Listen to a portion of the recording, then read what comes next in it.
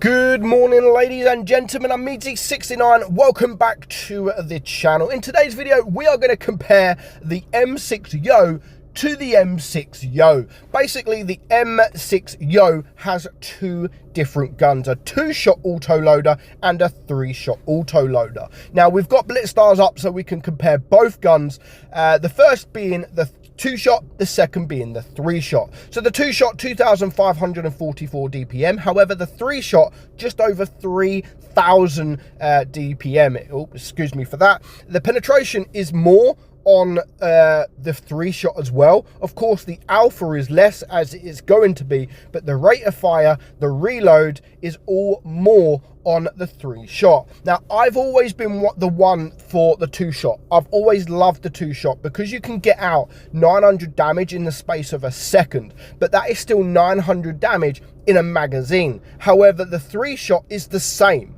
It's, yes, you have to expose your tank longer, but it is still the same DPM, or sorry, it is still the same damage per magazine than the 2-shot. However, you've just got much better reload, much better DPM, and of course better rate of fire and all that, and even better aim time and dispersion on that 3-shot autoloader. So personally, I do like the 3-shot autoloader more now, but before I've always been the one, like, I love doing 450 alpha per shot and up to almost sometimes 1,000 damage per magazine. Now, we are using blitz kit. Now, I've never used this before, and if this is something you guys want to see more often, I will of course do it, and I'm going to be doing it a little bit more often when I sort of look at tanks. So this is the YOH's armor profile. Now, the YOH is never normally about armor. You can see there, the front,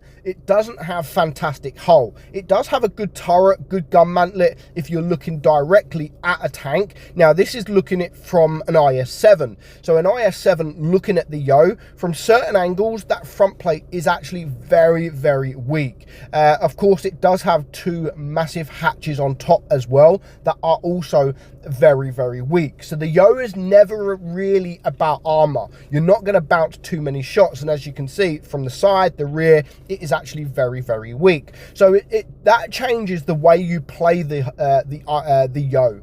Like, it's not, for me, a frontline heavy tank. It's a kind of secondary line. So behind your IF-7s, behind your E100s, or your VK-72s, your Type 71s, it's more, for me, second line.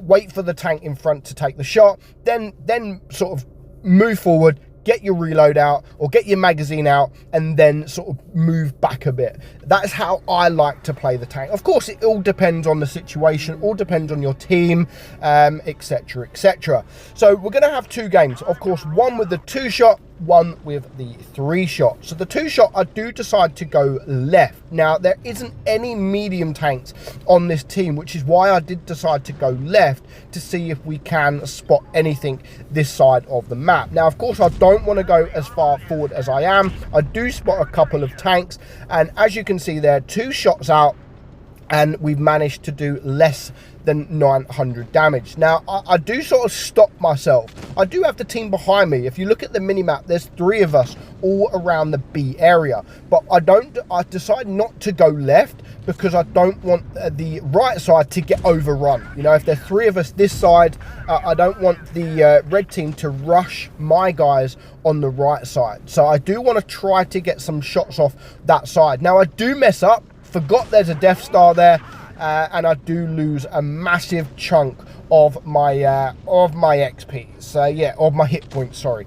So yeah, that was a bad move from my point of view. So now I do push a little bit forward, and what I do here, staying in this position, I am actually going to stop 3 tanks all pushing around because they, for some reason, all just want to look at me. The E100, the grill, and of course the YOH. You can see the E100, he's staring, which is good. I don't mind that because it's taking him out of the game. The YOH there, he is staring, no problem. That's 2 tanks out of the game. And then, of course, you've got the grill also staring. So that is now, along with the Minotauro, who is left, who is also out of the game because he's got no targets, I've now taken 4 tanks out of the game. So I'm happy just to stay here and not do much damage at all. However, we've still managed to pick up 3,600 damage. How?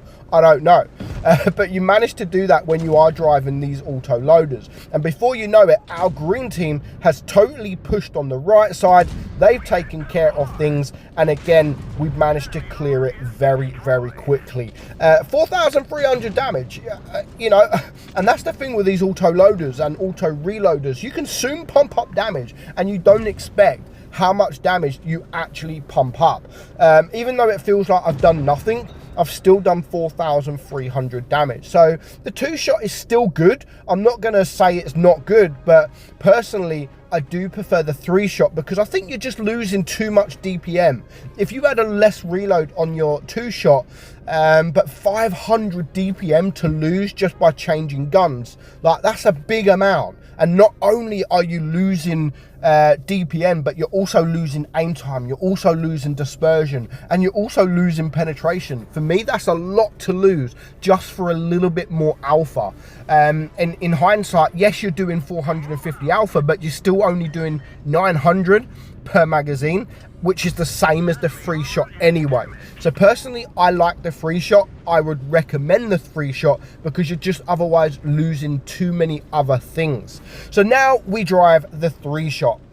So again, how I play the tank is not front line. I've decided to push the middle here. Now I know the turret is good and you do have a lot of weak points, but you can always hide them weak points, you know.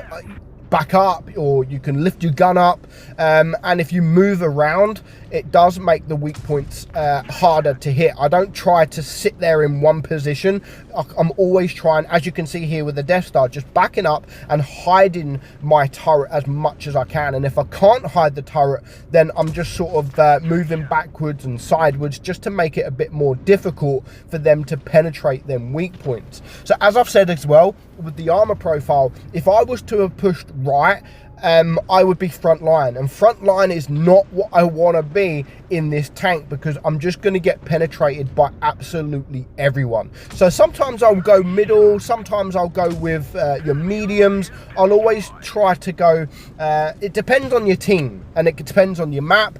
Like I may go with my heavies, but I'll always sort of let my heavies go first and then me sit behind. But this map, this game in particular, I thought being middle was actually best suited, and it does show at the end of the game. So I'm here with the Leopard 1, and I actually form a very good partnership with this Leopard 1, like very good partnership. We are currently losing, we're losing dramatically on supremacy points as well, so there's some point I do have to make the move, and I decide to do it in a second here. So the Leopard is going to reset his camo, and then he's going to get behind that WZ, and I'm just going to focus now on the Death Star. Now I do take a shot from the Death Star. It is now a 3 versus 5. So yes, I do take a shot, but at the moment it's like, okay, we need to do something. So I'm gonna go for the reload.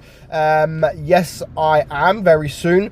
Go for that reload, and I've got no choice to push this guy. I have to push this guy. As soon as the Leopard takes care of the WZ, I now know where he is. I do go for the reload, and then yes, I may take a nasty shot from this Death Star, but I feel at this point in the game, when they've got 700 supremacy points, I have to sacrifice my hit points and go for the Death Star, just so I can take care of this base. So it was a 2 versus 3, me and this Leopard. It is now a 2 versus 2. Now we do get very lucky because in fact there is an AFK, but you know, we weren't to know there's an AFK. But the only thing on my mind right now is to recapture this base. What that 60 TP should be doing on the enemy team is capping base C. He's right there. If he would have gone for base C, I think we could have easily lost this game, but he doesn't. So for the time being, we stop their supremacy points. Still 3 minutes on the clock. Of course, I'm not aware at this point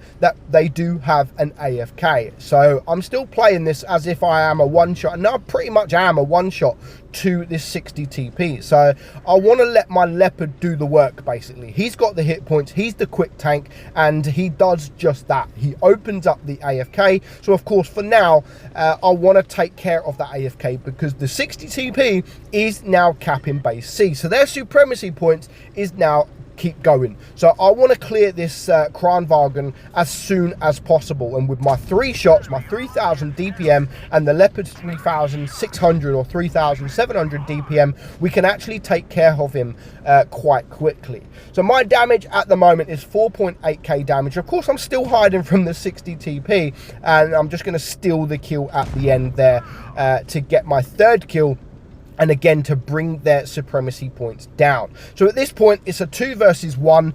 I'm not too worried about their supremacy points now. As long as the leopard carries on working well with me, I'm happy to take a shot from this 60 TP. I'm happy to risk my life for him to get the shot. So I'm going to push forward a little bit. I've only got 2 shells reloaded. I didn't go for the magazine, which I should have really, but hey ho, in the end it doesn't really matter too much. So you can see here, sorry, it wasn't the 60 TP, it was the object. So I know I can take a shot from that object and get 2 shells into him, and then while I'm on a reload, just back up and then let my leopard do the work. And as soon as he takes the shot, I know I can reload before he does, and I do get the final kill. So overall, 4 kills for me, 2 kills for the leopard, and we actually worked really, really well together. 5,700 damage. I do manage to get the mastery badge as well.